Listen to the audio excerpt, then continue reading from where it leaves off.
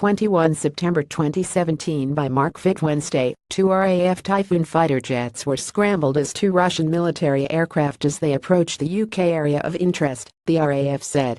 The fighter jets were scrambled from RAF Lossiemouth in Scotland and were sent to monitor the Russian aircraft.